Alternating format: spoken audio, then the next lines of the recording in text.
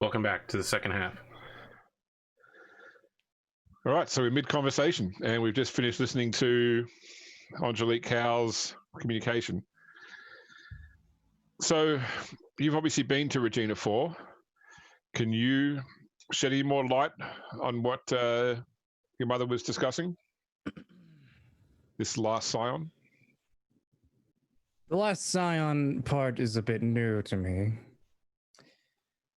We did find this black pyramid that was underneath a old wreckage of a very, very old cruiser. Around 10,000 years old. Used to belong to a loyalist Iron Warriors. That seems to have been sieged to Dark Angels for whatever reason. That causes both the Inquisitor and the Marine to do a double take. Yes. How does a Marine do a double take? Yeah, I was gonna say, at this point, Nero slowly turns to look at the Lord Captain like he's fucking crazy for discussing this. Like, So Dawn at this point like has gone from just like trying to hold like the nun face that you see to just being like almost like she's getting wrapped up in like watching a soap opera or something like that. Lord Captain, she's kind of like leaning in a little bit more, you know. perhaps it would be better to say that the Last Scion is obviously the probe we found evidence of on board the ship. I was getting that. There's a probe on our ship that was holding a core, so to speak, of what seemed to be some sort of close to artificial intelligence.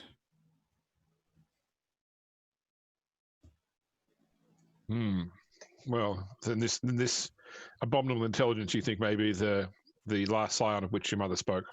Yes, it has apparently been what's been assisting her finding archaeotech. And so, did you enter this ziggurat? Have not. We discovered how to get inside. We just haven't gone inside yet. I had other business matters to attend to first. There was some material that was included with your mother's message that I've had examined and analyzed. I've sent to the Watch Fortress to see into. It certainly confirms our suspicion that it is this alien race known as the Necrons. The technology seems consistent with what we've seen of them. However, so go ahead. You want to say something? No, go ahead. Yeah. However, there was also evidence of some technology that was human in origin, but more concerning, it was of a pattern that is now prescribed by the Adepts of Mars, an older cult, an older mechanical cult on Mars that is now forbidden. I'm not sure how this technology came to be here, though perhaps the ship you speak of may be part of that origin. Mind you, this cult was prescribed prior to the formation of the Legions of Astartes. So I do not know. Nero's starting to look a little nervous. Like, all the stuff we're talking about is the kind of thing that gets you executed.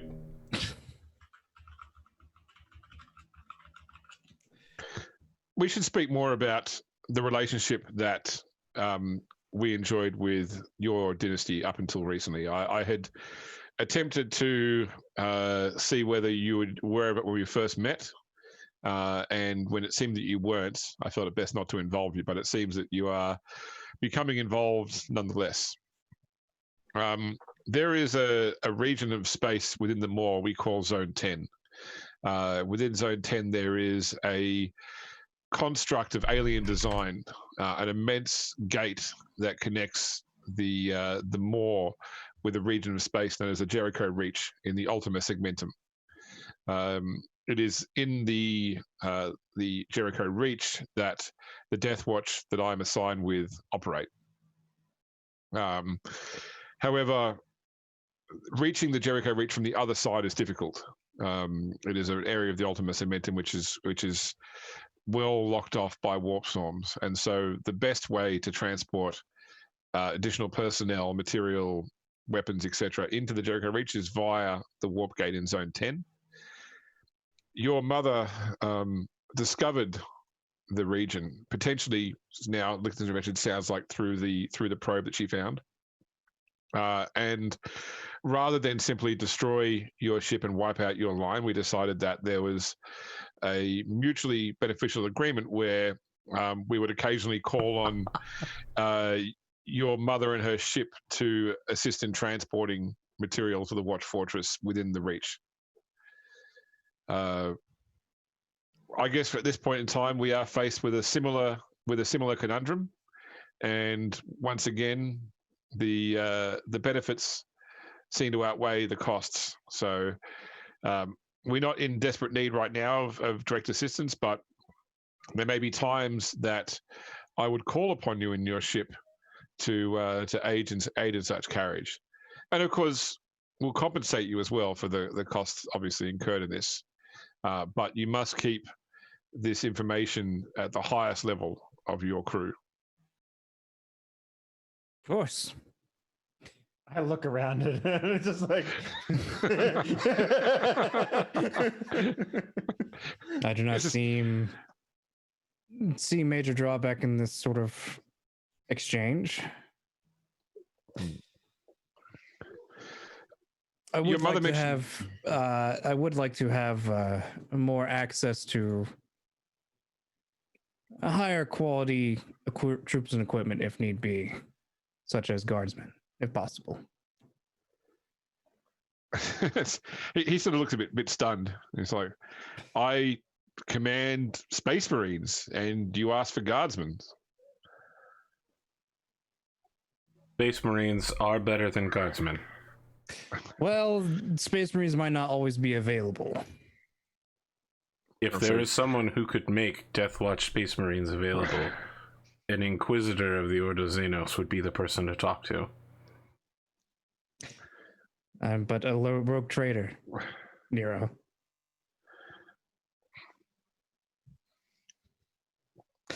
I'm sure we can come to an arrangement. Okay, that'll work. Yes. We can discuss what might be available to me or not. Yes.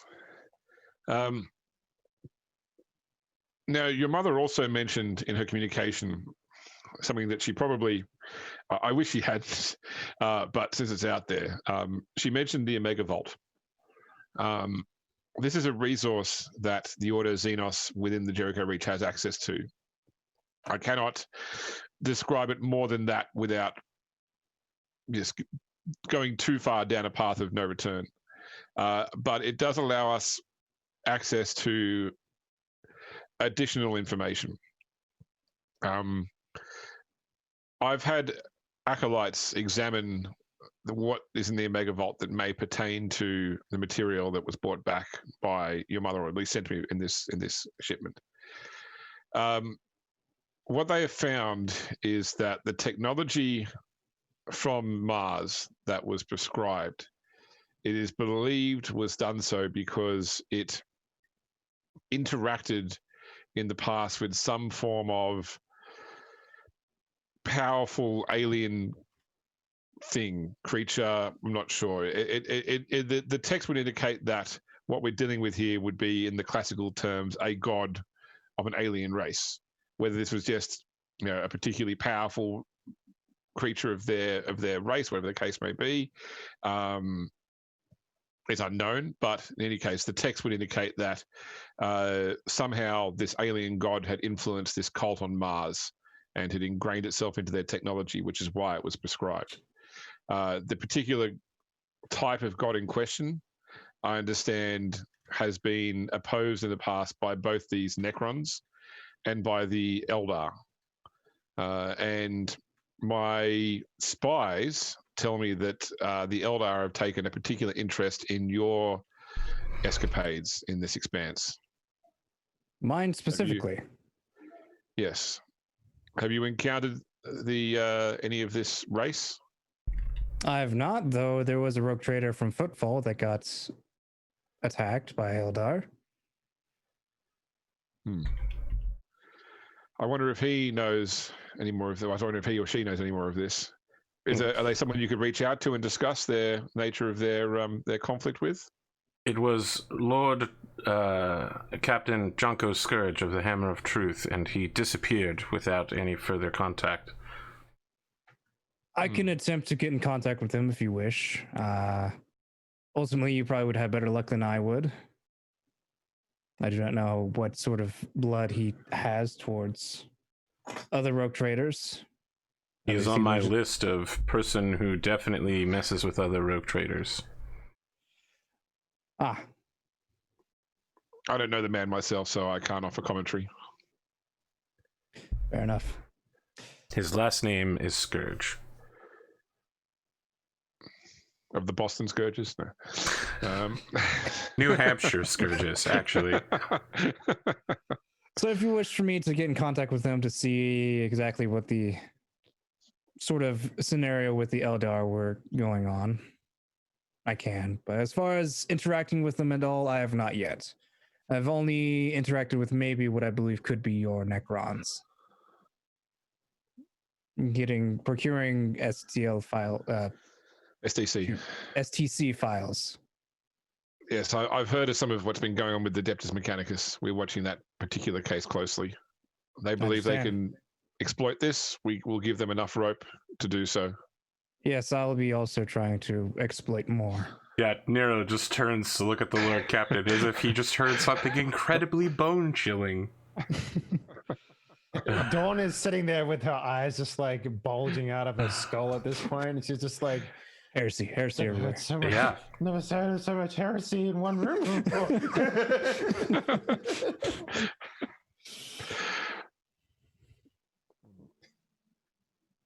Very well. I think this concludes what we needed to speak about.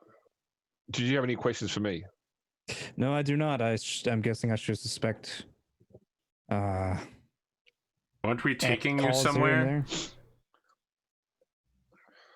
No, I said that's not yet. I need that from time to time, but not right now. Oh, I've still very got things to do here. Oh yes, you can also come along to me when I go back to the Regina 4 if you would like to inspect the. That's not a bad idea, actually. The ziggurat? Yes, that. Are I you could heading there also presently? use your Death Watch for something in particular, which is involving a colony of mine. Are you heading to Regina 4 presently? I might hear after my business is done here on Port Wonder. Currently, I have another Inquisitor that I have to settle matters with, and along with meeting one other Inquisitor. Nero's gonna lean back and Rogue Trader can't say, what about Solitude? That will be. That is also another one that we have to take care of. It so might be Dawn will sort of like look around, like, I'll pretend I can't hear this, I suppose. That would be my first hope to stop. If not, So I'll just drop him off at Regina 4 for temporarily until I go settle matters of Solitude. it would be best to tell him that if he wished to see it, he would simply remain with us for a short number of months. Yes. So Right. The Solitude situation is deteriorating, so it needs to be dealt with. The Regina 4 situation is under control until the Necrons arrive. Right. So, if you may be with us for a few months, if you do come with us to Regina 4, because I do have matters on another planet, another colony, about 2 weeks away. I have some uppity colonists that I need to have settled with, either politically or bloodily. Nero sits forward for the first time in this whole conversation. He sort of leans forward, like on his hands to think, and then leans up and he turns to the Marine. I should join him. Will you stay here and look for Anais? I'll be safe on his ship, I believe. Yes, you'll be perfectly safe with Nero here. He is practically equivalent to maybe a half of a Marine. Thank you, Lord Captain. That's the greatest compliment I've ever received in my life. The Marine nods to him and shoulders his bolter and heads into the warehouse room. I'll need a couple of days to settle things into affairs here, but then I'll be able to join you. Yes. Very well. Tell me, which other Inquisitors are you meeting here? You're not very good at informational security, are you? Vanessa Pendergast. One is Vanessa Pendergast. The other one is the hot-blooded upstart of Alcibi? He's not here. Alcibi. Oh yeah. He's Well, on. Yes, we should talk about Alcibi as well after your message. Yes. As I said, I ordered no sanction. Sabai is a member of a group within the Inquisition here known as the Tyrantine Cabal. They operate out of a moon of Scintilla. I don't fully know their remit, but they are they have caused me dramas in the past. This may be you may be simply stuck in the middle of a how can I put this? A pissing contest. I will do what I can to shield you from these allegations. Nero nods as if you were talking to him. Sabai wields no real power unless he somehow manages to bring his not protege, his lord into the affair. Interesting. That's good. Likewise, Pendergast is something of an independent operator. I would be curious as to what your involvement with her is, but in reality, I don't actually want to know. Well, I don't know at the moment either, so your guess is as good as mine.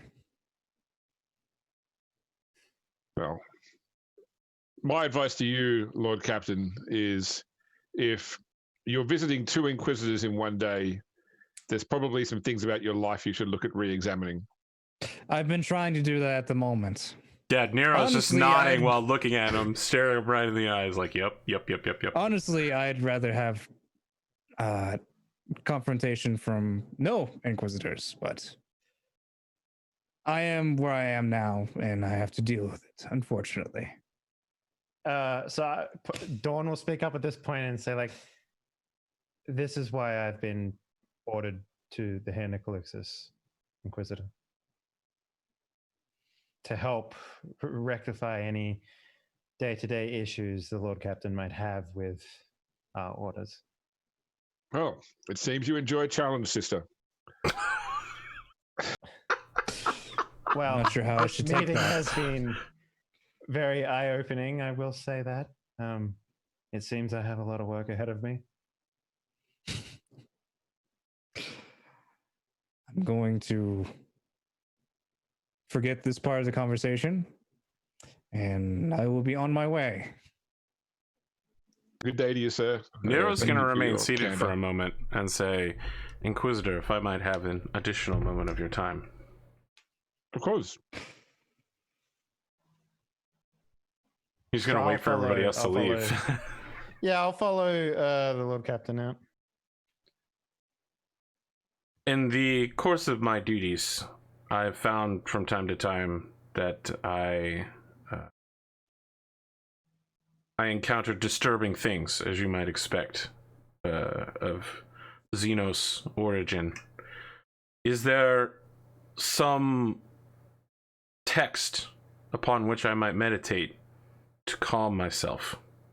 If there is anyone who I could think of that might be able to offer such a documentation, it would be an Inquisitor of the Order Xenos. Do you read High Gothic? I am afraid that they did not teach that where I came from. He goes over to like a bookshelf, pulls out About a to pull out tome. baby's first High Gothic. He brings it over to you, and it bears like the inquisitorial eye on the front. The text is in the language is in High Gothic. According to the title, the title is the Xenos Maleficarum, and he says either learn to read it or find a translator. But if you do find a translator, make sure you shoot them afterwards. I am deeply honored, Inquisitor. Thank you. And I'm going to pick this book so up weird. and I'm going to wrap it in something because I definitely don't want to walk around with an inquisitorial symbol hanging around and stuff it in my backpack. Yeah, it's got like a little love padlock how- on it too with a key. So Perfect. I love how easily and willing this Inquisitor's like, here's some disturbing text. Don't go crazy. And if you don't, kill anyone who saw you reading it, including possibly yourself at some point. So there you go. Listen, I'm surprised we're all alive after that conversation. Yeah, I love the idea that, you know, Dawn's first day on the job, she's running with the bread in her mouth, and then she bumps around the corner into just a pile of heresy. Just I a mean, we now giant know the fucking- location of a secret inquisitorial fortress back on Scintilla. Oh my god, we're all gonna die. So Dawn is in the golf cart, just like fanning herself. She's just like, what the fuck? Oh my, I seem to be coming down with the heresy. Is this like the basic guidebook of the Order of Xenos or something? yeah, so it's effectively a guide on the different Xenos races, how to like what their weaknesses are and how to destroy them, but not in the same way as the Imperial Infantryman's Uplifting Primer, which pretty much leads you to believe they're all weak, degenerate species. This actually goes through their real strengths. Boy, I can't wait till I get to the chapter on orcs, since I have ultra orc hatred. Yeah, I'm gonna climb into the golf cart's driver's seat and turn to the Lord Captain and say, Lord Captain, do you know anyone that can teach me High Gothic? What about Master Regil Kiosk? We haven't talked about him in like 7 episodes. I don't. Does Kiosk know? Well, he was your Yeah, teacher, Gothic, wasn't he? sure. Huh? Well, James. Yeah, for sure he knows High Gothic. Oh, okay. Oh, yes, Kiosk could do it. May I borrow him for lessons? Sure. I You'll have to appreciate work that. that out with him. For the rest of his life. You'll have to work that out with him. He's a very busy man. I understand. I have a way of getting what I want from people. Yes, but do not threaten Kiosk. Do you mean don't kill him or don't threaten him? All of the above. I press the start button on the golf cart and drive away. A short time later, we montage to Anessa Pendergast. Yes. So AP, just so you know, if you want to, because High Gothic doesn't appear anywhere on the Arch-Militant Yes, training I'm quite thing. aware. I know. If you want to buy it as an elite advance, it'll be 200 XP. Oh, just 200 XP? Yep. Wow, I'm gonna learn this shit before the end of the episode. Wow, so I picked up the language so fast. Turns out there's a lot in common with regular Gothic. He just jabs No, it. they just He just jabs a wise. yeah. Jabs a USB drive into the side of your head and just uploads the data. Sir, I believe we you just know- crossed with the Cyberpunk 2020 universe. Well, it's. I mean, 40K is already cyberpunk, so it's fine. Oh, that's a bold statement. I should mention for the folks at home that James went over my character sheet and noticed a discrepancy, so I had to reallocate a small amount of experience points. But I have reached the peak of my ability to shoot people, which is 75. I am now the master of shooting people. Okay. Well, you actually did you get the upgrade? Yeah. Expert Yep. level? I God. whatever the highest level is, I have it. Jesus. Pretty cheap for Arch-Militant. I imagine so. Yeah. If it's anything like what it is for me for melee, I think missionaries get it at the cheapest you could possibly get it as Yep. well. So. Yeah, I think 100, 250, 500, 750 is the cheapest way. Yep. Yep. All right, so you pull up outside this house you were at earlier, Dawn, along with this crew. This is where apparently Pendergast is staying. Lord Captain, what are the rules of engagement? Don't. I promised her that you wouldn't be a violent man, Mr. Nero, Master Nero. That was a mistake. That is contraindicative of my entire nature. Nero? Did she promise not to try to kill us again? Yes, that was the arrangement. She wishes Nero? to break bread. Yes, Lord I'm Captain. going to say this once. Do not threaten her. Do not point a gun at her. Keep your finger away from the trigger in the area. Only act if we are being attacked. Please do not threaten, annoy, or attempt to swing your dick around to an Inquisitor. Why would I reveal my dick? I'm also confused. How large is your genitalia if that is something you can swing around? I don't commonly... I don't know that I've ever revealed it to a member of the crew of the Hand of metaphor was Calixis. missed, and it will be dropped immediately. Do not gloat about yourself to the Inquisitor to such a degree that is annoying. I don't think she wishes to know about your genitalia size either. Okay. I seems a little also strange to would me. not profess that information to her. This is a very Drax-like conversation. Except there's two Draxes. On one hand, someone who's never left the sacred grounds of the church. The other hand, we have Nero.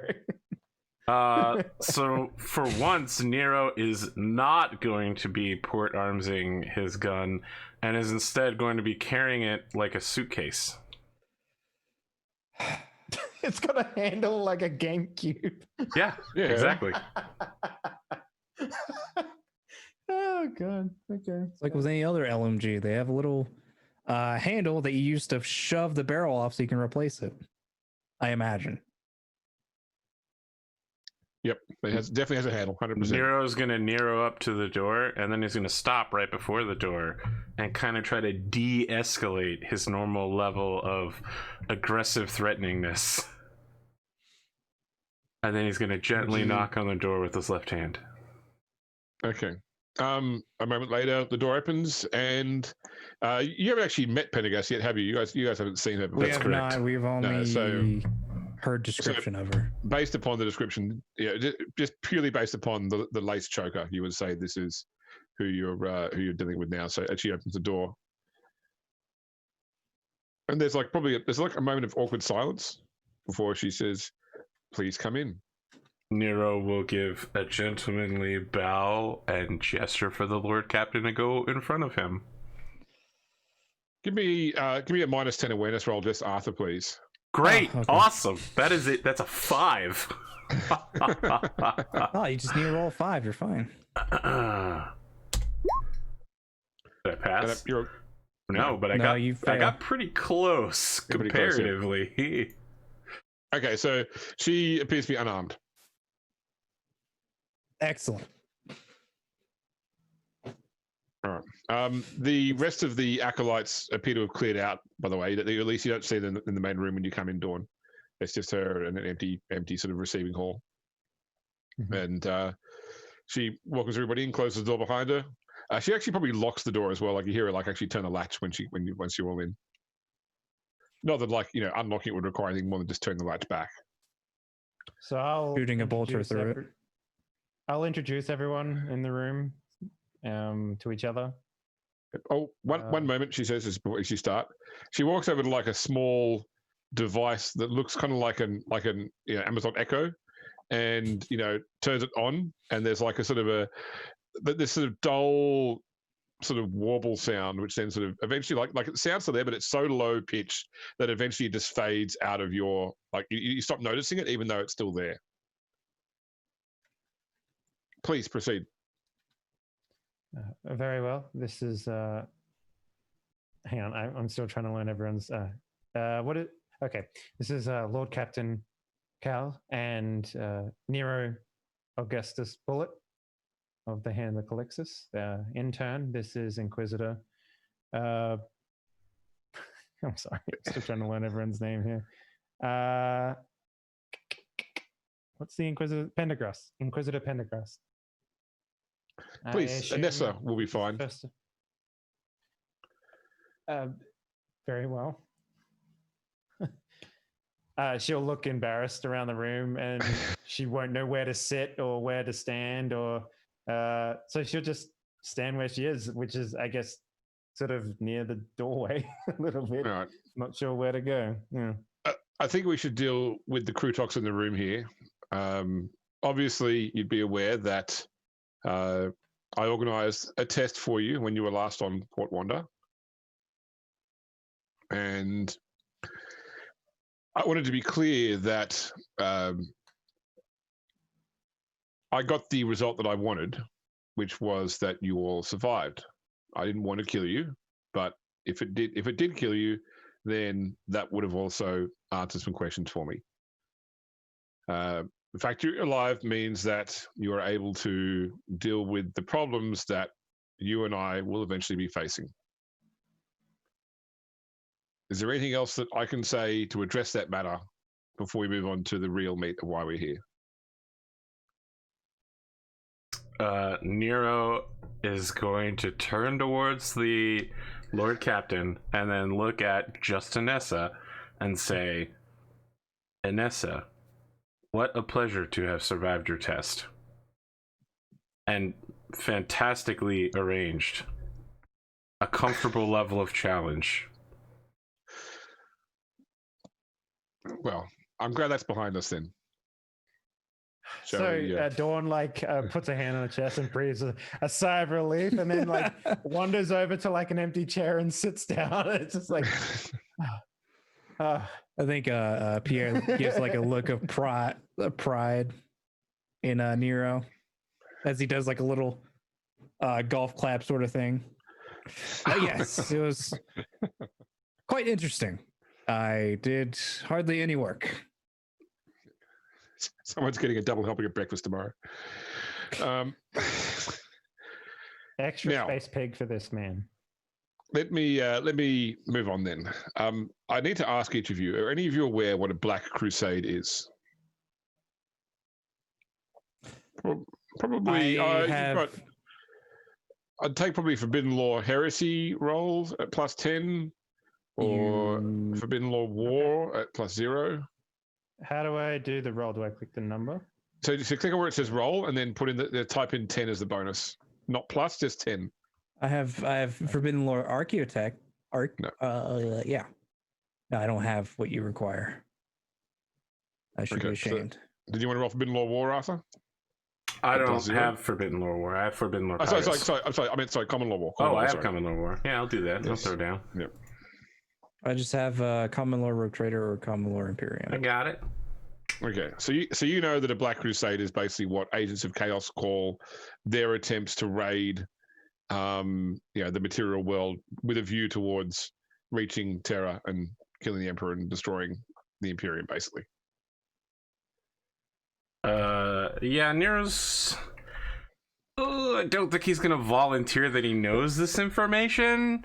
Okay. I think maybe he might nod and say something like, I might have heard something along these lines when I was slaughtering heretics and chaos cultists. There have been many... nods along enthusiastically when Nero says that. It's like, yeah, that makes sense, yeah. There have been many attempts by the ruinous powers to breach the mortal universe, to bring war to the foot of the Imperium on Holy Terra. The most noted of these are known as the Black Crusades, almost all of which, but not all, have been launched by an ancient space marine, an ancient traitor Astartes of the Black Legion. And almost all of them have originated from the Eye of Terror and have usually crashed first against the Cadian Gate. So when he hears the word Cadia, yep. Nero goes from I hate this meeting to oh, that's the thing I know. Yep. It's still around at this point in time, even. Yes. Yeah. We haven't talked about it, but Nero's from Cadia. Okay, so you said you're a Forge one. I wasn't sure. So that begs a question then, because most Cadians have purple eyes. Nero's Is eyes that something that are Nero- red Okay, instead of purple. there you go. Okay. So Cadia is still a thing right now? Yeah, we're It is, yes. far enough in the storyline that Cadia doesn't explode for a couple days. No, it's about 170 years. Yeah, before that's Cadius like a destroyed. couple days in Warhammer 40K. that's one I mean, bad warp that's- trip. Conceivably, Yeah, I was we about could to all say, still that's be what I'm alive saying. when it happens with a few rejuvenats.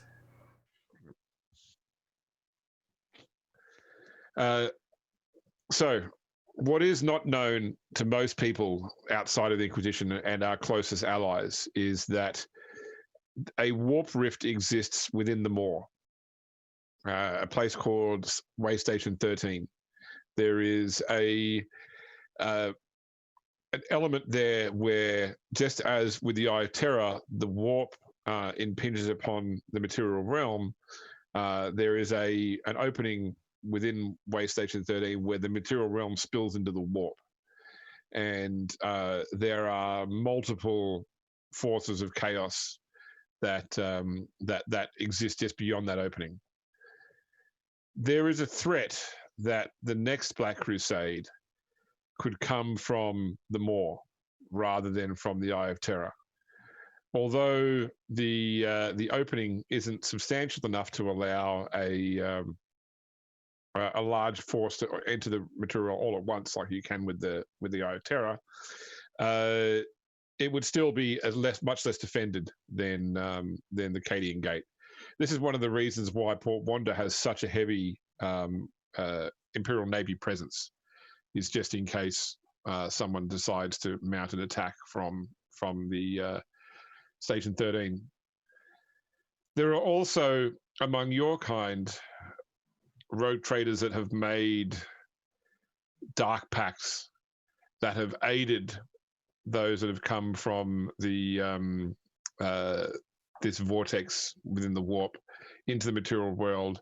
In entering the Imperium safely, they have collected individuals and seen them to Port Wanda, where they can then begin to infest the Imperium from within, and it's all done in the name of profit. I don't for one second believe that you are that sort of person, Pierre Cowles, but some of your peers may be, so keep that in mind. Allow me to ask, Anessa, do you believe that Lord Admiral Bastille VII is such a person? I haven't investigated him directly yet. Why do you pick him out in particular? I'm going to look at the Lord Captain and say, we have personally heard him say that he knows the coordinates of the 13th station during We have. auction. Yeah. So keep in mind as well, out of character, that he bid that and was successful, which means that the Obsidian Imperial also knows that now and would have potentially on-sold that to others. But Nero is not going to talk about the crazy chaos trip they were in. What he is going to do is hear the words, "There may be secret heretics among us ushering chaos forces," and go, "Wow, maybe it's that guy. We should probably kill him." He's definitely not going to go, "We did some chaos drugs." With him. We just got in a room with him. We just did some chaos. Yeah, I mean, Nero's gonna drop a dime on this fool. So she actually, like, one moment, and sort of walks over to a blotted desk, and like takes it like a quill and jots down a couple of notes, and then puts the quill back and comes and sits down. Thank you for that. I'll look into that. I'll look into that further. There are many gifts that Cal's lineage can offer you, such as this.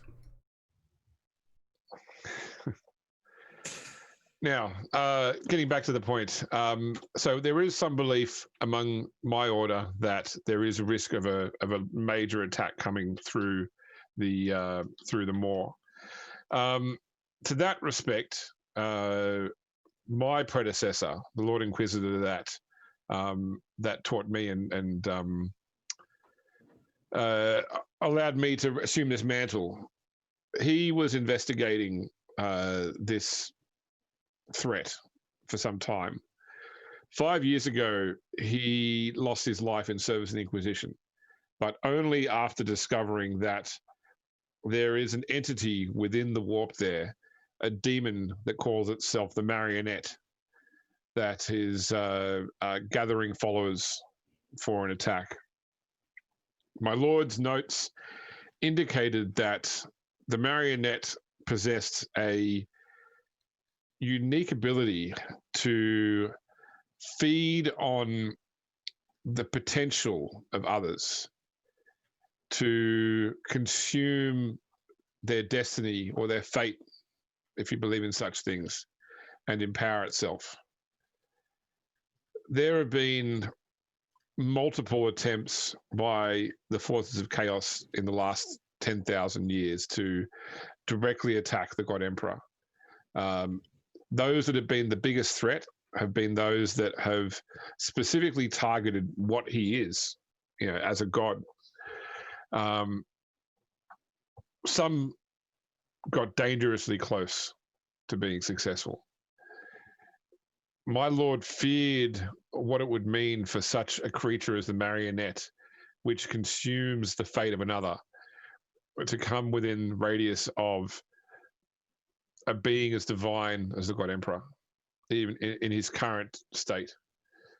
So whatever happens, we cannot allow this gate to open for this creature to form a force and to enter the Imperium. The difficulty is that our order has tried to, and when I say our order, I represent a philosophy within the Inquisition known as the Identities. You've probably heard of the Thorian, or have you ever heard of the Thorian belief? In the sort of the concept that another will rise one day to be like the God Emperor. Yeah, I was going to nod because he has heard this from Miriam. Yes. About Pierre. The Identite philosophy is more that mankind's evolution, as foreseen by the Emperor, shall one day come to pass. That the Emperor sought to prepare mankind for its own ascendance, for a day when it would potentially no longer need him to provide a warp guide, the Astronomicon, that we would have the physical and personal fortitude to traverse the warp without risk of the ruinous powers, that we would be able to communicate across great distance without needing to resort to using the powers of the warp to achieve this. So rather than believing that the Emperor can be recreated, we believe that the Emperor's goal can be finalized. And for that, we seek to bring together, the most fated individuals, those of the strongest character to lead in the future, so that mankind can reach this pinnacle. Eugenics, so to speak. It goes beyond that. It's not purely genetic. It's deeper than that. For example, as you're probably aware now, you were part of this program. There were failed attempts before you. That you had two brothers who would not have been fit to carry this mantle in the way that we saw it. This your mother was aware of. So that's the way that it's been worked out. So in any case, we brought you here as an individual of fortitude. We believe that people like yourselves will be required to end this threat. But at the same time, you're also the greatest danger, because if you lose to the Marionette, it grows stronger for your presence. Interesting. Are you proposing that our crew directly engage this entity? I don't know what this is going to look like yet. I'm just letting you know that these things are out there. Because once the Marionette becomes aware of your presence, invariably its followers will take an interest in you. We have been very loud.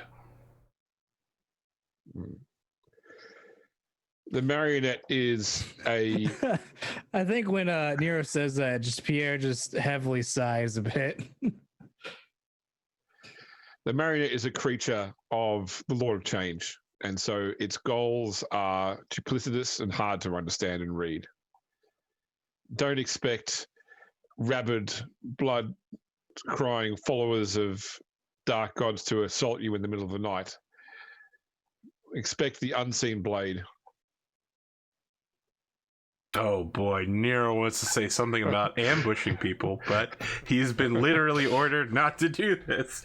So he's just vibrating with energy of sarcasm.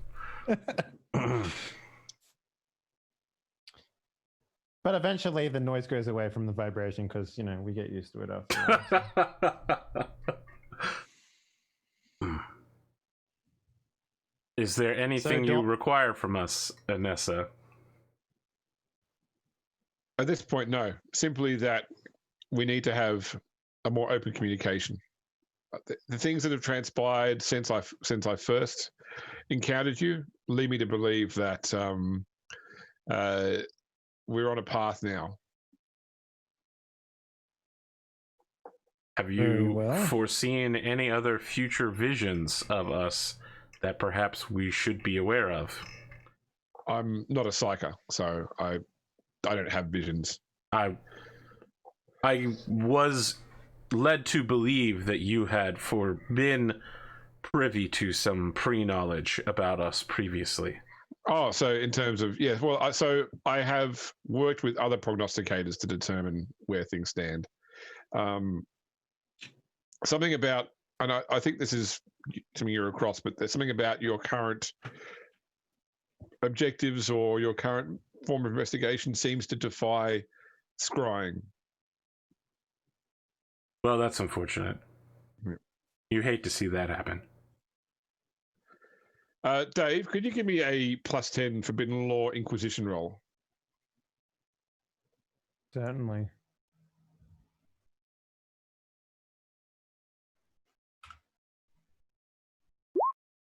Oh, wow, huge success. Natural 3 on the dice. Wow.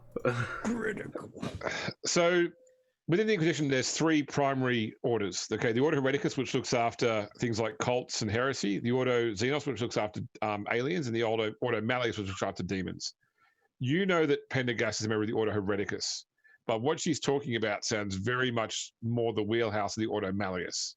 Like your feeling is that she is a bit outside of her remit in what she's discussing here. So whether you share that or not, it's up to you, but I'm just letting you know that what she's said seems to be, this doesn't sound like Audio Hereticus business, it sounds like Audio Malleus business. A Black Crusade, a Demon Prince, these are all things that you would deal with. So what was Flavian a part of? He was Audio Hereticus as well. Okay. So I'll have like a very, I'll actually, like, Dawn will actually put a hand on her chin and like look down and sort of look like she's deep in thought.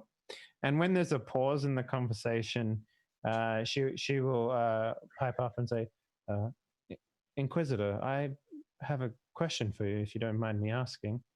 Please. And I do not mean any offense in my question. I want to point that out. But is this not outside of your station to inquire about these sorts of things or to look into these sorts of things? She sort of is clearly thinking for a moment, and she actually she walks over to that little echoed device and just checks it again to make sure it's still on. I am following up on my master's final wishes. Flavian left you these wishes? Lord Inquisitor Flavian, yes. More than that, I cannot say.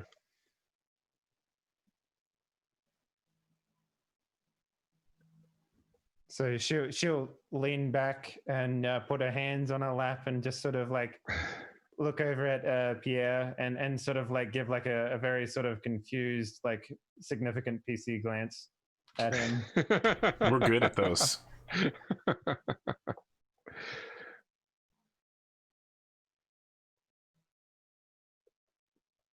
That's all I had for you. James, I just want to ask out of character. Is this season 2 stuff? This is metaplot stuff. Okay, Got ya. Yeah. Got ya. This is season 157 years from now. Now this, 157 years from now, yeah. we're gonna be old and One decrepit warp jump fighting from the now. marionette. Me in game time. How about that? In game 157 years. Oh, okay. I don't know anything about that. So a season and a half. All right. We'll just be waiting as like, Look, all right. we're we just wait gonna go until fuck up the James's next world. thing happens. Yeah, we're gonna go kill this marionette. We're gonna stop all the Black Crusades. Cadia will survive, and no one will ever know the difference. Look, that's what sandbox gaming is for. Completely fucking up the Warhammer 40K fourth storyline. By the end of it, we'll have female space marines. That's what the Black Crusade is about. Actually, it's a movie. This is why last time I ran a Game of Thrones role-playing game, the first scene was the players finding out that the Queen had been sentenced to death because the what is his name? The John Arryn had informed the king about her sleeping with her own brother. Wow. So it's like, okay, so we're definitely not following the canon line here. So Good one. Yeah. Well, Anessa, my line is open to you if you need to get in contact with me. This has all been very interesting to know. Yes, let's try to keep this in a very small group for the time being, shall we? I'm perfectly fine with that. Not the first time we've heard that today. Hopefully you take this one more serious than the last. The last one that asked us gives mixed signals for someone who walks around with Death Watch all the time. I mean, Nero's just gonna openly facepalm when you're just like, oh yeah, we're gonna talk about how the last guy was an Inquisitor. Yeah, so for the third time today, you see a double take. The other two invisible Death Marines in the room also double take at the same time. Well, their armor is purple, so there's no way we'd ever see them. Those are orcs. Yes, I understand. Yeah. They're Death Watch, if you will. Death Watch. Good series. FYI. Okay. She will show you out unless there's anything else you want to do with I her. actually do have something else. So before we Do go, you have I'm going any to. heretical texts you could give me? No, I'm actually going to stop and say, are there any pamphlets I can learn about this identite philosophy from? It actually sounds pretty interesting. It doesn't really work that way. You'll be on your ship. I will try and find something to send to you. Very well. Yep. Here's my card. Let me know if you'd like to have any business lunches. I am. Yep. Is your business card like just a bullet that's flattened out and like? Oh, I like the idea that they're all flattened? printed out on bolter casings that have been flattened after being fired. I actually love that idea. I do have one very. I don't know if it's off the wall, but it's one question that has been being pressed to it. More of a request, really. Don't tell me about any. Don't keep the whole proper gene stuff like that to a very big minimum. I would rather not know as much as I need to know about it. It's very peculiar and I have no idea how to think about it. I'm completely fascinated by it. If you wish to talk about that identite philosophy further, you have my card. We can do a business lunch, Anessa. Yeah. You have to understand, Pierre. May I call you Pierre? Yes. Okay. As hard as it is for you to be told that because of your breeding you are someone special, imagine how hard it is for the rest of us to be told because of our breeding we are not. That is a fair way to look at it. He is but an exception to the rule that the God Emperor has set for all of mankind, being that we each serve the purpose for each other. I like to think He is that the I exception. do significant things. He's gonna say Yes, as he you- goes to leave. Yes, Nero, you murder at a very alarming rate with your heavy bolter. Very you, sir. efficiently, too. I do not know why 10 bolters rounds need to go into one person, but... May I ask one last question before you leave? Where is Sister Miriam? Yeah, She's currently at Regina 4, correct? Yes, he's gonna hold in a laugh because he arranged all of this. She is currently on Regina 4 trying to reform, or at least starting the process of reforming some natives there. I see. And so she is safe then? Yes. And someone's keeping an eye on her? Yes. Someone you trust? Very good. I mean, Nero's going to turn towards the Lord Captain. Then he's going to turn towards Inessa and say, "Is there a reason we should be concerned, Inessa?" No, I just wanted to make sure that she is as safe as she can be. I'm going to turn towards the Lord Captain and be like, "We didn't send anybody with her, so..." He knows he's not going to tell her that. Okay, that's the best move you've made all day. Is she your sister or something? No, but seeing to her safety was the other request that my master made to me before he passed.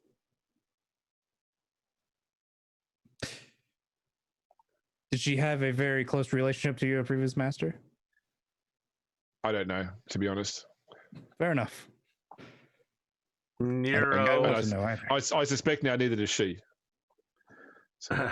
Nero is going to, as if someone is stabbing him in the liver, say, "I will continue to see to her personal safety as long as she remains a member of our crew." Then he's going to go slightly pale and sweaty and leave the room holding his liver.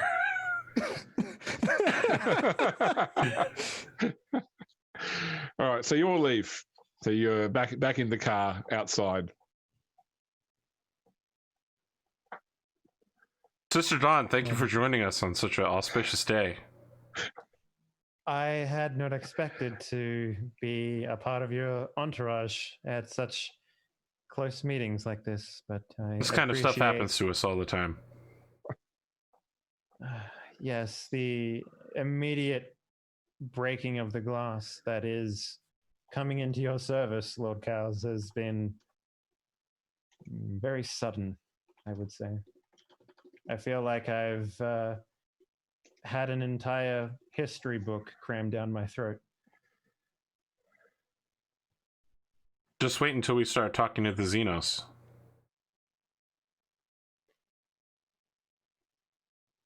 She's gonna do that castle gif where he's like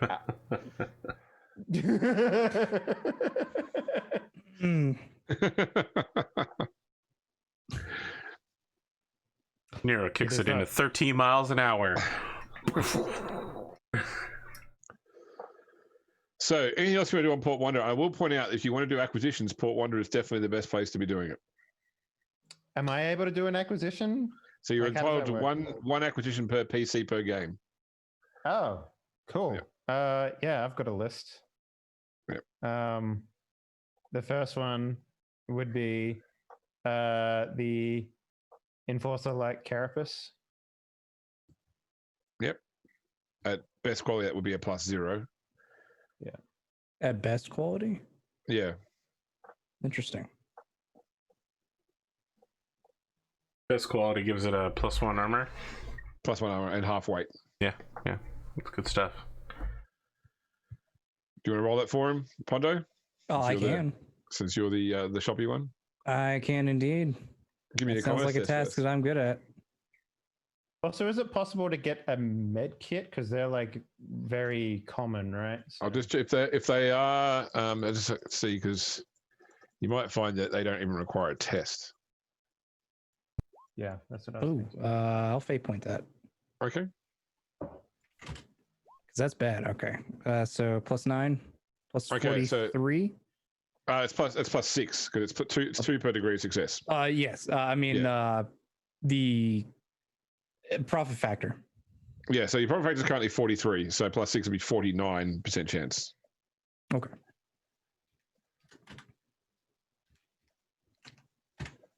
Nope. That is...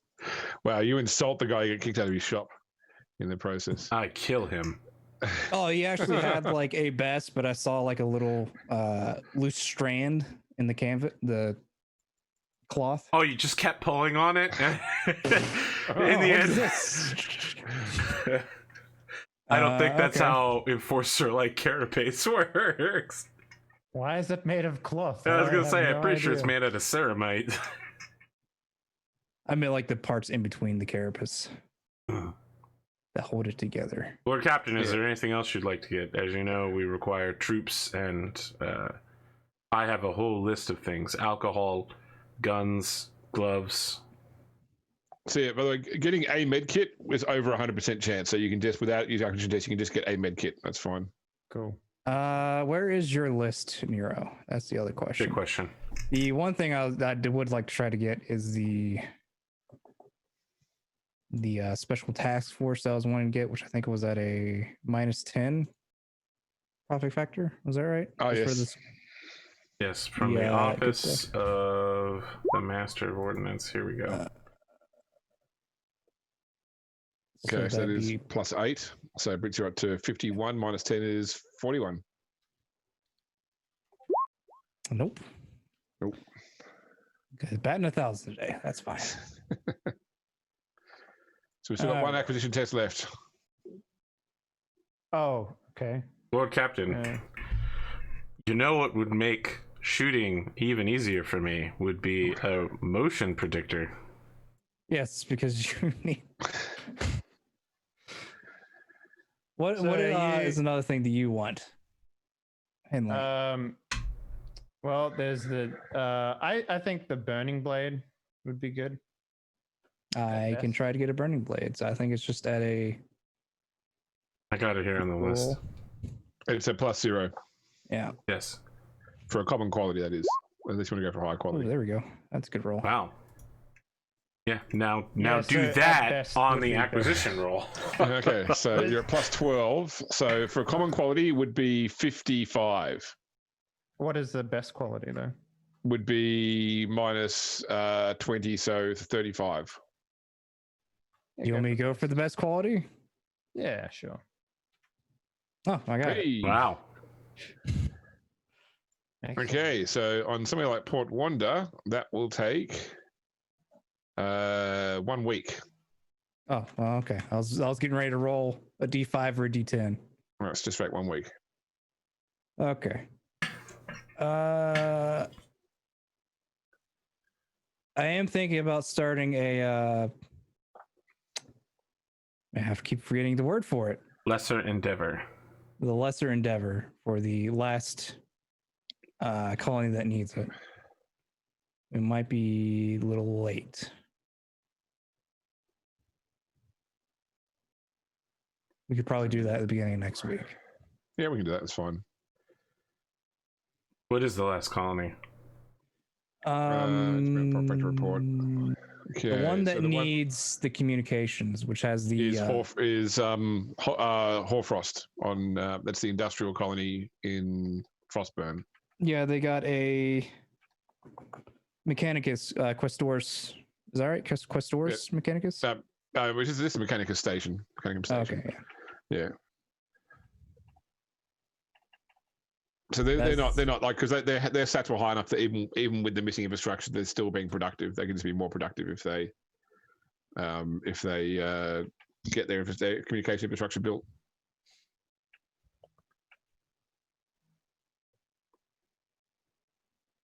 Dealing with solitude, though, would unlock certainly. Like there's at least 2 profit factor on potentially more on solitude, which is currently getting nothing.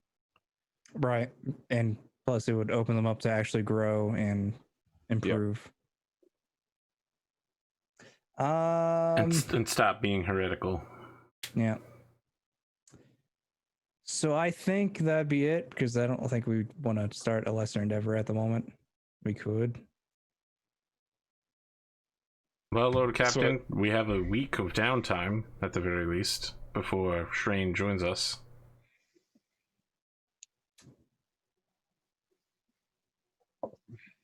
You seem stunned by that knowledge. No, I was like trying to think. It's like, what the hell would he do for a week? I guess just stay at his court. Probably stay on the ship. I mean, at the end of the day, like Dawn needs time to acclimatize with the rest of the, because there are some lesser clerics on board that look after the minor shrines on the ship. So to sort of stamp her mark upon the ship. I guess check out the second best quarters. Probably do some scouring to see if there's interest in blanks, as far as like some of the. Ooh, that's a good one. Yeah. Did we bring any blanks with us? We did not. Cade. Yeah, well, we need Cade. But we need Cade is our key to open the obelisk. We're not selling Cade. We're sacrificing I kind of want to know if the. I think about can I show you some product? This is my product. We can send you 30 more. Rather than I want to sell you this one guy. So when we get back to the ship, hours later, I'm gonna stop Cade at safe distance and go, "Excellent work, Cade. Take a rest." Right. He goes off somewhere to pass out. I'm toughening him up, Lord Captain. That's good, because we'll need him to be toughened up. I hope he survives the sacrifice process. Ah, yes. If he doesn't, then we have other problems. If he dies, he dies. If he dies, we'd be stuck in there. Possibly. I have no idea. Like, Nero is now looking directly at the camera. All of the soul has left his eyes as he's considering the fact that this small child may hold the fate of the entire ship in his hands. And he says, "I will redouble my efforts to trade him, Lord Captain." Good. I'm going to give you two, not Dave, because he wasn't there. I'm going to give you two a chance at a +0 logic roll. That's great. Excellent. As you know, logic is one of my strongest skills. Same. Oh, I actually passed. That I'm not trained in. I'll spend a fate point to make an extra degree of success. That probably doesn't matter. I fail horribly. You know what? I got a fate point. I'm just going to go ahead and reroll that. How do you see the number that you're re-rolling, by the way? So when you mouse over it, if you look toward the last number in brackets is usually what you actually rolled on the dice. Okay, yeah. Yep. Mm-hmm. So you're trying to roll low. All right. So think about it. So when you shot it with a las gun before, when you shot the pyramid las gun, it did take a chunk out of it. Okay, but it regrew itself. So potentially the reason that the multi-melter was pointed at the pyramid was with a big enough weapon, you could blast a hole in it that would take a longer time to close than that little hole that you chipped off with a las gun could do. Like it may just be, and if you took a weapon inside, you may be able to blast your way out from the inside as well. It heals itself over time. Nero, his eyes turn into spirals as he considers doom, because he failed his logic roll, and he's just like, "That's right, Lord Captain, we may never escape." Truly, that would be the gun. Oh, like Nero looks down, and he says, "But I have a really big gun."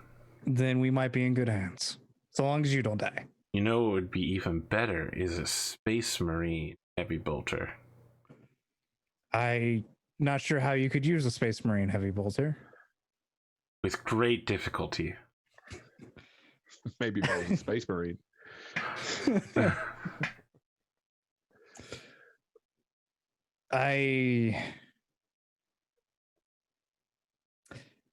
I'm not sure how to procure a Space Marine heavy bolter. I don't think that you can buy those kinds of devices, Lord Captain. I didn't say purchase. I said procure. Yes, I agree that the way someone in your position might acquire them involves the phrase "cold dead hands." I wasn't considering that at all, but I guess some point along the line could have been from someone's cold dead hands. Space Marines die all the time, sir. Yes. But it also could have been manufactured. If you'll excuse me, I need to go talk to Regil. Go right ahead.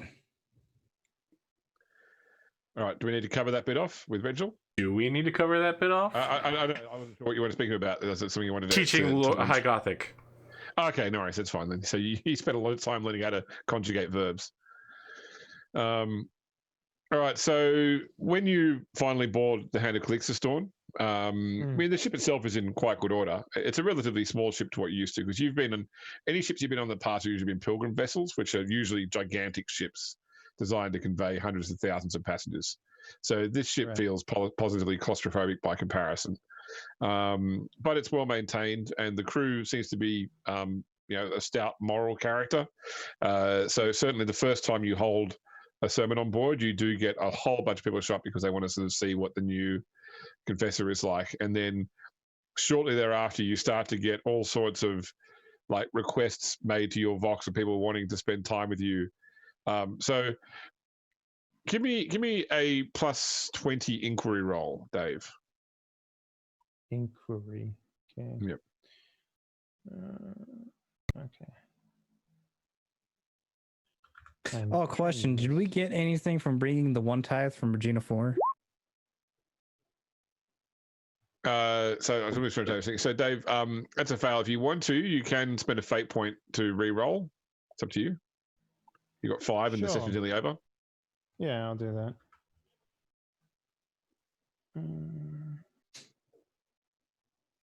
Yeah, this is something that I don't have access to in my sheet. So no good. Okay.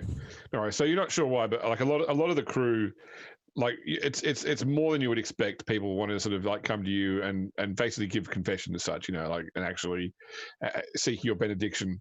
So probably in the first few days, you're quite busy with people sort of coming by to just seek your aid. There's definitely some people on the ships have a lot of concerns. In any case, you're not really sure what's come from though. Is it about their own like morality, or like what? Yeah, like they basically want you to tell them I'm a good person. So they tell you about all the things that they've been doing right and how they properly serve the emperor, that sort of thing. And then after they sort of ask you to pretty much confirm to them that what they're doing, that they are a good person because of these things. Oh, there is only a very simple guide that you should follow when it comes to dealing with anything that you deem to be heretical. There is no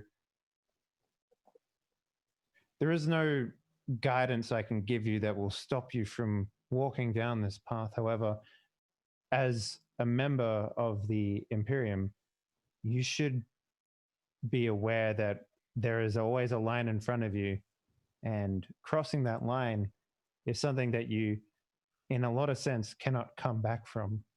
My personal order believes that there is redemption. However, it is a very painful experience to go through in order to redeem oneself. When it comes to being heretical or finding out that you're a part of something that you're not privy to originally, I can only say this. It is up to you as a human being and a member of the Imperium that you should always do your best to remove yourself from those situations, unless you are ordered to otherwise, and in which case you should follow your orders. All right. I'm going to say that probably 2 or 3 people actually ask you to, they want to go through this redemption. They want to, they're willing to take the pain. So my question for you is, are you happy to enact your form of redemption on these people? I mean, I would first ask for permission from the Lord Captain, I guess. Okay. So let's do that scene. All right. So I will, I guess, I don't know, where would you be in the bridge or something? Like, where do you normally Probably my bridge or quarters, trying to figure out what I can sell people. So, I mean, I'll walk up to you and say, Lord Captain, can I have a moment of your time? Of course. What can I do for you? So, as your chief confessor, I have taken it upon myself to find out the state of the crew members of your ship. Some have, well, a lot have come to me with questions about where they sit in the eyes of the God Emperor right now. And there are some concerning questions that I've had to deal with. You are familiar with my order by chance? The Order of the Cleansing Flame. I cannot say that I am. That is understandable. We are quite small. I would be very impressed if you were aware of us, actually. We did serve with your mother, so it was a possibility that you might have heard of us. I have not seen my mother since she left several years ago. I was left behind through, well, reasons that you've been told. I was an asset that was deemed important that they did not wish to let go, so to speak. I would like to sympathize with you, but I have no idea what that would feel like. Cheated.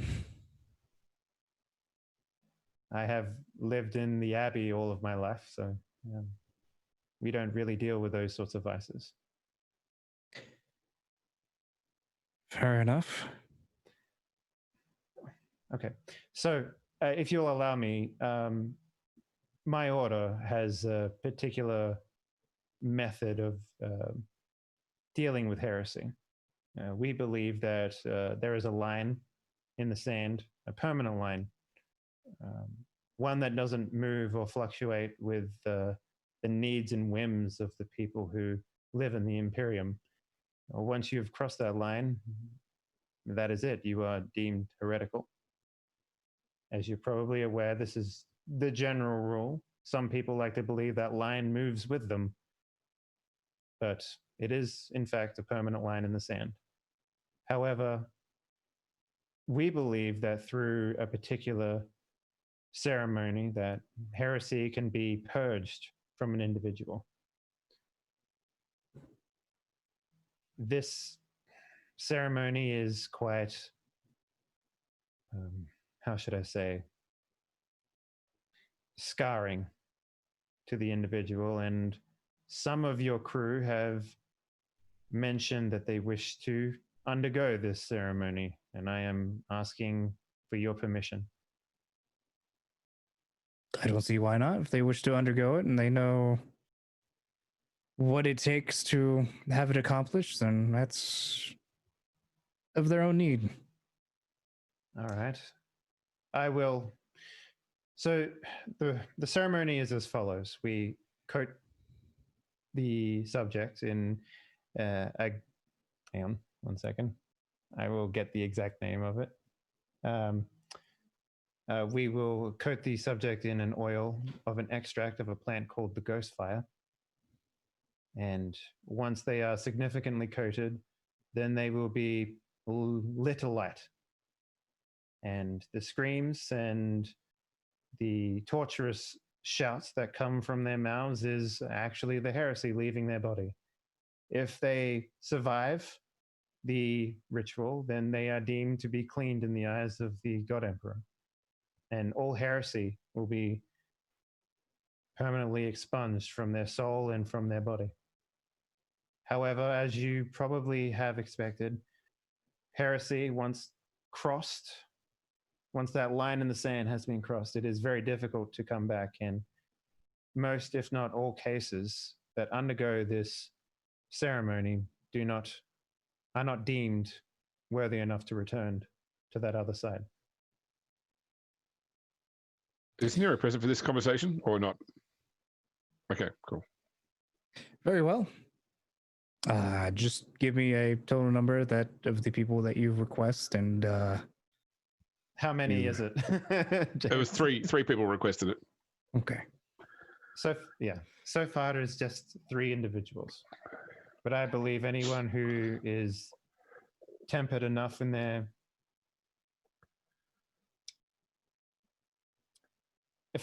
anyone who wishes to ask for it should be given the opportunity.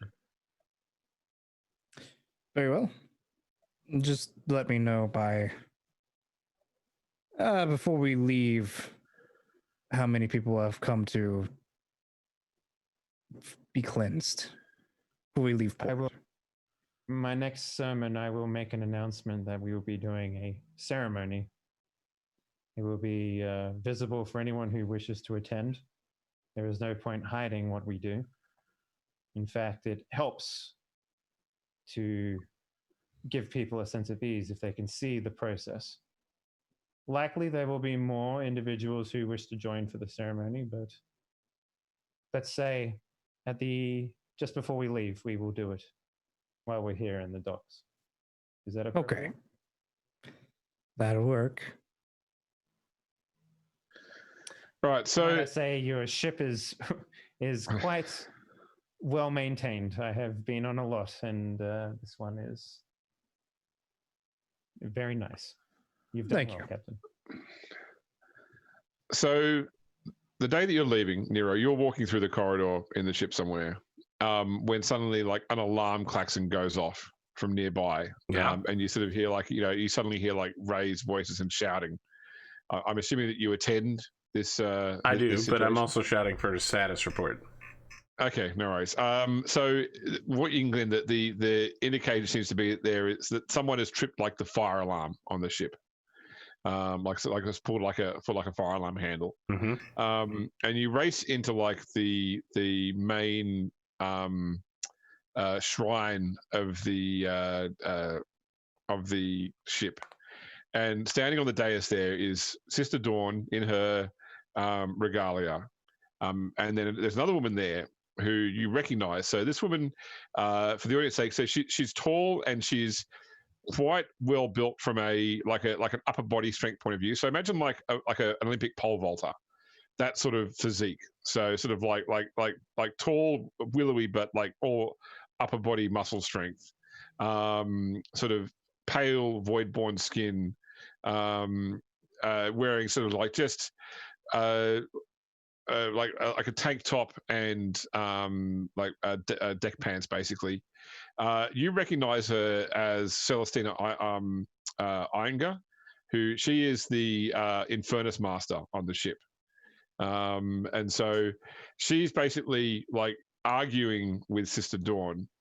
So Dave, so you started your ritual, and you sort of like effectively like got this big sconce of ghost fire pollen that you've then sort of like, so you've doused the first person in this, and then you've like set like the actual like the cauldron on fire, and then the idea would be that he would pass through this fire to sort of ignite the pollen on him.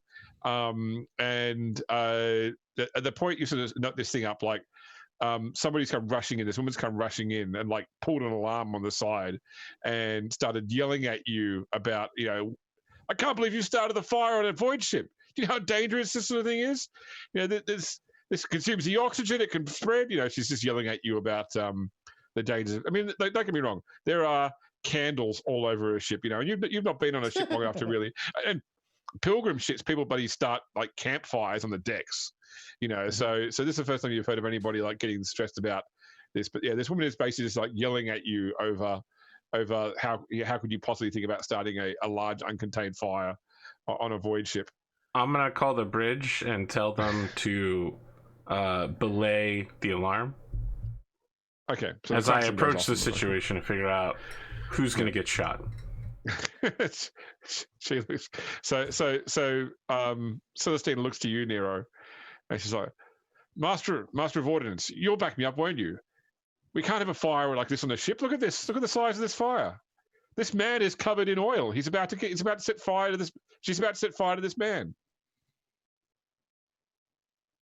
I turn towards Sister Dawn and I go, this is very unorthodox. Have you spoken with the Lord Captain about this? I have, in great detail, and in fact, it is, orthodox, I would say. I'm going to turn back to the Infernus Master and say, there you go. But would you still like to register a complaint? He says, and as he says it, the cyber weapon on his left shoulder turns to pin her with the omniscope. Let me just go and get an extinguisher just in case. I appreciate that, Infernus Master. Your dedication to your duties is admirable. Right. She Master jogs Nero, off at now a that fair you're clip. here, would you like to watch the proceedings? I would not have anything else better to do right now, so I will watch a man set himself on fire, if only because I have never seen it happen willingly. Arthur, can you give me a common law war at +20 roll? Oh boy, can I ever?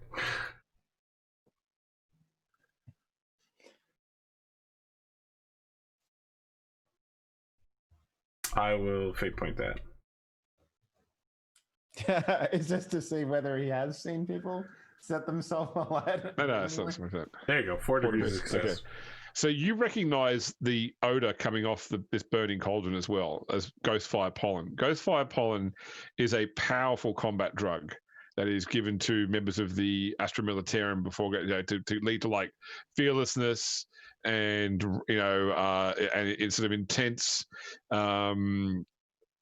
anger and aggression, so certainly like its conventional method of use is to be imbibed, and potentially like burning and inhaling the fumes might give you both that effect, but also like a chemical high as well. So all these people in this room, if they inhale the fumes, you could have a bit of religious fervor for a short period of time until the effects wear off.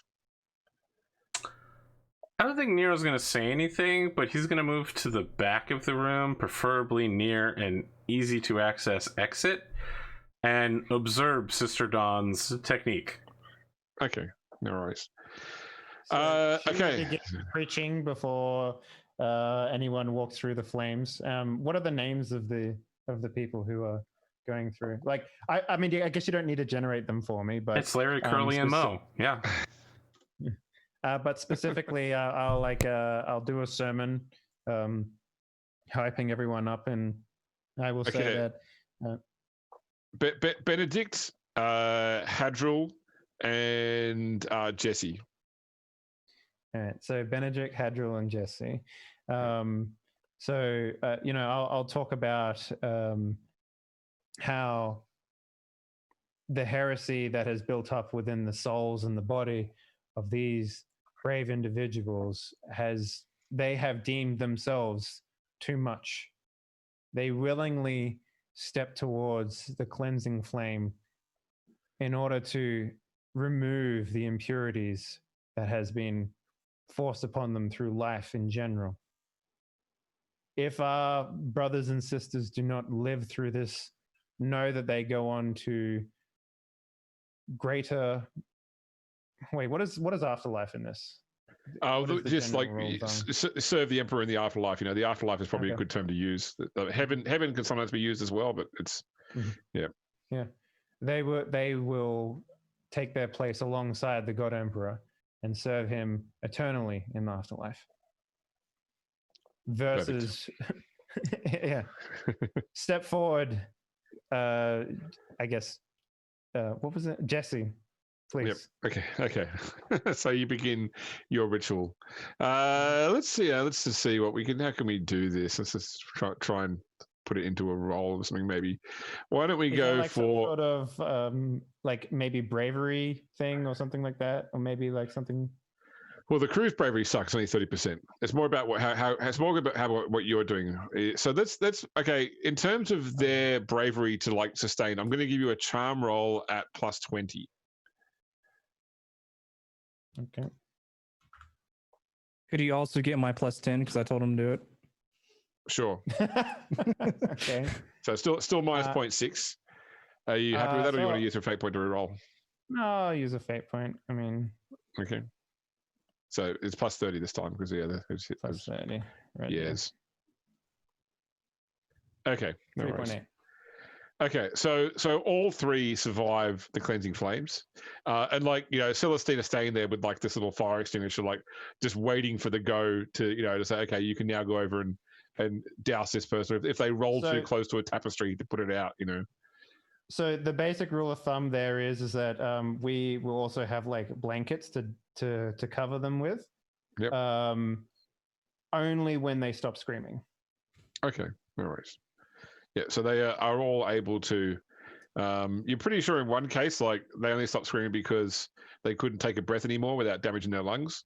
But certainly all three survive, though, you know, definitely scarred from the experience, but the scars are the symbol of their purity now, as they, you know, go to the Medicaid deck to be healed and return to their work at some later point. I would say, can they still work? Because I have like 3 people lined up to replace their jobs if need be. Okay, nice. Look at the job creator, Pierre Cowles. Incredible. So there's one last thing I want to do before we finish I up one today thing as well, but sure. Okay, what do you want to do first? So I want to go see Pierre. Okay, we'll do that first while I get my thing ready for the last bit, because my thing's just some rolls to set up for the next game. Lord Captain. Yes. I know that getting to Solitude as quickly as possible is part of our itinerary. However, we have an opportunity.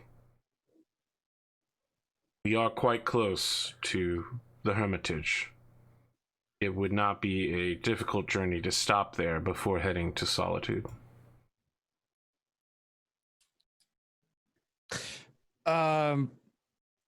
James, is the Hermitage on the way to? It's in the moor. It's one of the in way the stations opposite direction. No, it's not, because you're in Port Wonder, not at Footfall. Oh, you're right. So you pass back through the moor. All right, then I'm going to say we need to go that particular direction anyway. We have a choice, but our choice could be to go to Hermitage and pick up your Cowles lineage secret information that we know has been left there on the station. Very well. We can make a small stop. We're going to need void suits in order to do it, and I would suggest that we keep it on the DL from the Inquisitor. As you know, it contains the location of the 13th station. Of course. I suppose we can try to figure out something else we can do there as sort of a cover. James, would I know what else is at Hermitage? It's a sainthood of Saint Drusus. So yeah, it's an old void station that's no longer used, but a lot of people stop there to pay respects because it was like a pilgrim station. Okay.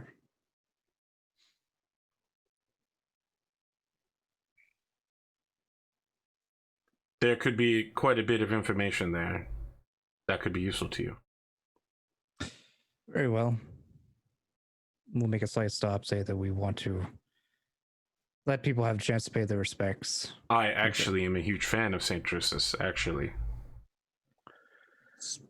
Then it'd be a perfect thing for you. Is the plan there to collect as well the note left by Xantai? Yep. Okay. At the third feather down on the right wing of the frieze of St. Castric of the Archivi Hall. Yeah. Okay. So you're going to do that. The last thing I want to do is, we haven't done this yet, but we're actually going to do the navigation rolls when you leave Port Wonder this time. Oh boy. If there's any drawbacks from this, we'll see them play out at the start of the next session. Now, the navigator is obviously the NPC navigator, so we're going to take turns rolling the rolls. So the first thing is estimating the duration of passage, which should be about 14 days, including a stop at the Hermitage. Okay, the second thing is that the navigator needs to locate the Astronomicon, which is a +10 test, awareness test, and they get to add the ship's detection rating to this as well. So the ship's detection rating is 25, so it's +35, so it's a 65% chance. I need a volunteer to roll under 65 for the navigator to locate the Astronomicon. I'll do it. Does the +10 for my... If you want Tom to do better, you can as well. Yep, that's it. So it's under 75. I'd love to tell them to do it better, because it seems like a very important thing to tell them to do better. Okay. Exactly right. Oh, no. Okay. No, I don't think I did the D because it says rolling 75. Yeah. No. Oh, so you want to roll D100. That would have been great. Okay. We're all done here. Okay, cool. So you will make it there faster than you expect, for one. Okay, now charting the course. So this will be a warp navigation test at +10. So it's 30 base plus 10 is 40. And we get to add an extra 30 for the degree of success. So that's going to bring it up to 75 again. So after you can roll under 75 for me now, it only matters if you fail and roll a 9 on either dice is when you will end up not where you wanted to go. If you fail, you'll still get there. It would just take time or have risks or have other problems happen in the warp. But wow, okay. Incredible. I rolled a 99 on both dice. Do we have a fate point? It's not his fate. It's NPC. The NPCs. Okay, no worries. And finally, could I get, please, Dave to roll me a D100, just a straight flat D100 for what the warp encounter is. Great. Amazing. Okay. 12. I'm hoping low is good. All right. I'm going to read, your characters don't know this. I'm going to read you what it says in the book, and that'll be where the next section starts off. Sure. Okay. Incursion. A demonic entity slips aboard the vessel and sets out to wreak havoc. Particularly insidious warp creatures can hide in the ship for years, masking their actions as bad luck and careless accidents. So didn't we get like a silver etching or something? Yeah, we have hexagrammic words on right. So let's just see. Quickly check what that does for the. Fuck off, demon. Yeah, please. Miss me with that demon shit. Okay. Let's see. I believe we got that specifically for this scenario. Yes. Yep. We did. Warpsbane Hole. Okay. It's also worth pointing out. Oh, okay. So when doing warp travel encounters, roll twice and choose one. So okay. Roll me another D100, Dave. So it's either a demonic incursion or, which sounds terrible, 47. Or visitations. One or more of the crew find themselves visited by warp shades of lost friends or family. The lost souls might offer helpful advice and comfort or have darker motives. I'll take the latter. All right, Pondo's going to have some mummy problems in the next episode. By the sounds that sounds better than demonic incursions. Yeah, demonic incursion sounds really bad. Sorry, what happens with that 99? I missed. I just heard it was bad. I missed out what specifically. So it means that you will not arrive where you planned to be. You will arrive somewhere else. That's horrible. Yeah, we are currently cutting through with the astropath signal. I mean, we're cutting through a giant demon-infested shore. I don't want to go ashore anywhere in Demonia. James was literally like, okay, don't fail the roll and don't roll a 9 on either one of the dices, please. James is just going to be like, all right, we're beginning the session and you're at the 13th station. Every other rogue trader in existence is there and they're all fighting. And then they all turn and see you and they start fighting you. I like to believe that actually what happens is, you know that scene in Star Wars when they light jump through like another ship and it blows up? Yeah. So we just like slide into another rogue trader's ship, you know, it's like, boop, hello. Great. Awesome. Let's outro this beast. Yeah, oh boy. Next week is going to be bad. Or it could be fine. Who knows? Also, it's worth pointing out too that I'm particularly well equipped for dealing with demonic incursions. I am also well equipped for dealing with incursions. Like literally, I can just be like, "Begone, fiend," and push them out of the ship. All right, that's pretty good. So. Dave, let's start with you on the outros. Hello, I am Dave. I also play Sister Dawn. You might have seen her in this episode. She was pretty cool. I like to think so.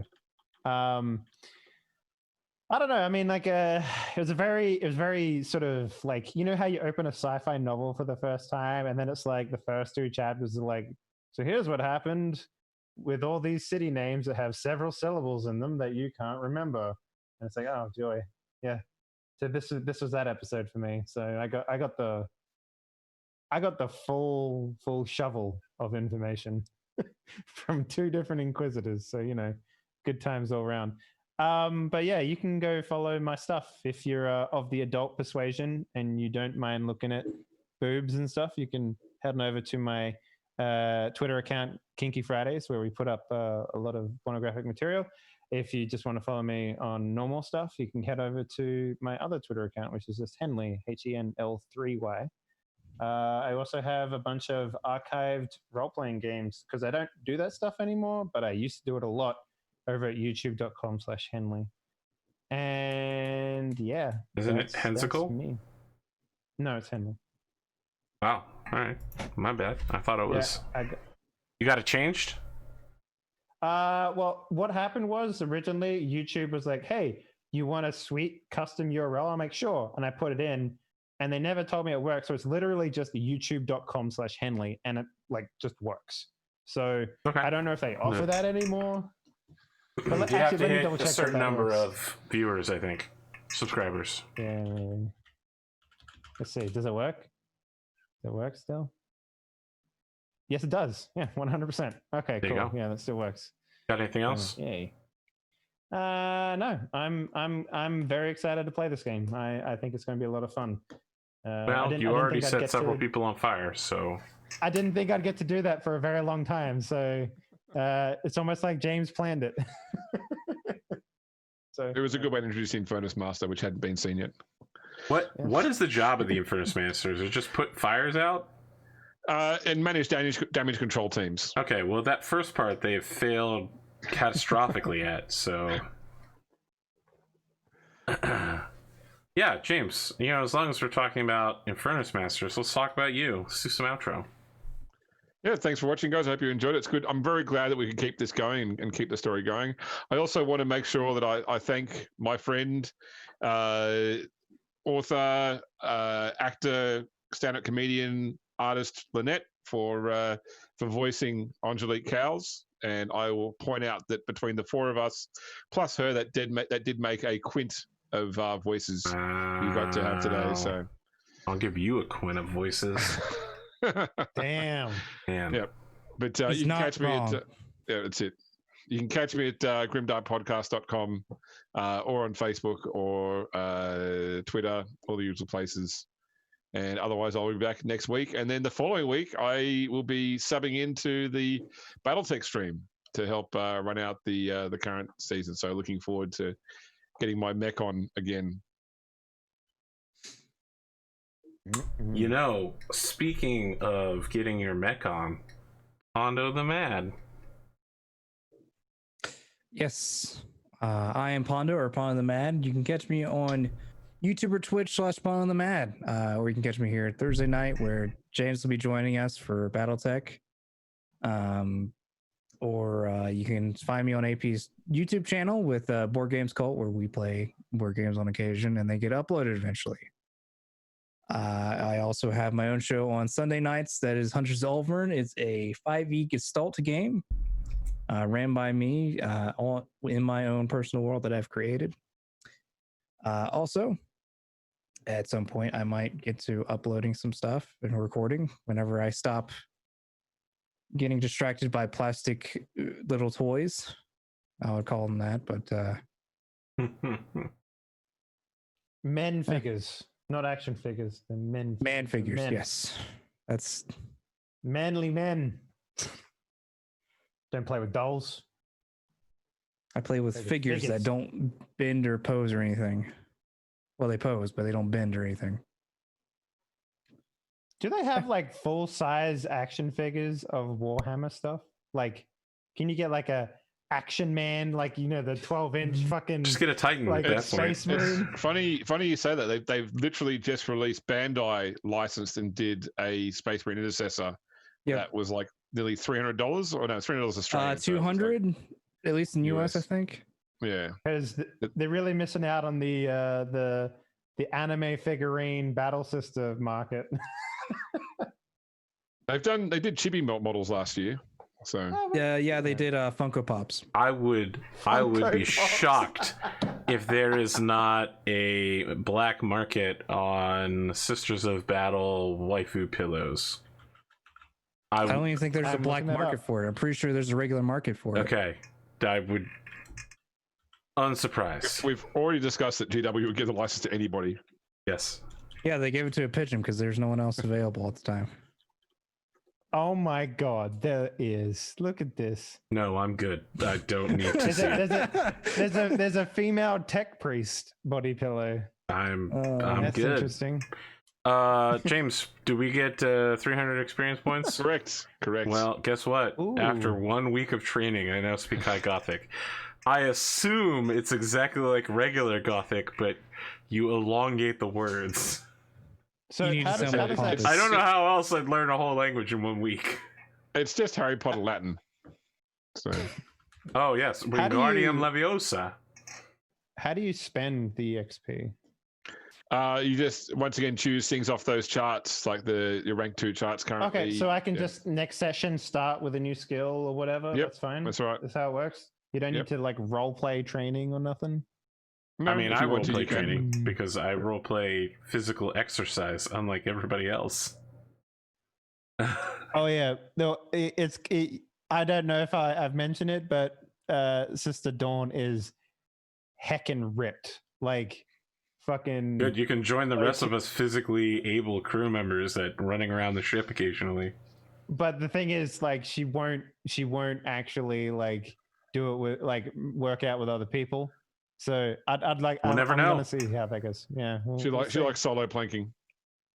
Yeah, well, mostly because like her like arms and legs are all like Burned. fucking burned, and they're like all what's the word like cleansed, so she can't really like expose those extremities to people or those limbs to people. So yeah, and it's very hard to work out in full robe. So. Well, I picked up dodge plus 10 for that time where James is going to be like, the Chaos Space Marine hits you for 37 points of damage, and I'm going to be like, dodge. I disappear. picked up trained in fellowship, so I'm at 68 total. Oh, did you get blather yet? I have blather, yes. Indubitably. So I'll be typically do rolling at I- a 78. Fuck. Did we mark down, because I noticed you marked down in my achievements advancements taken Yep. when I took characteristic upgrades. Is that all up to scale? Yeah, I might need to check because obviously you made a couple of changes during the week, and I need to make sure that what I had at the bottom. I of the didn't notes is change still any of correct. the Characteristics? outside of changing fellowship to willpower. I didn't change anything else. Then that should be it. Then that's fine. Yeah. Okay. Cool. So I can look at buying something because, yeah, I don't know. I think my agility is a little too low for someone who does melee, but we'll see. I've got it in Excel too, so if there's a mistake, I will point it out to you, like I did to Arthur. Oh, cool. Great. Yeah. Excellent. And when do you get rank 3 stuff? Is it like 9? I believe it's 9,000? 10,000 total. 10,000 it says, at least on my sheet.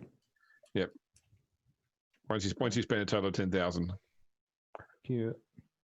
So we're a ways off then. Yeah. So with Renowned Warrant, if it's possible, I have a 98 roll for charm.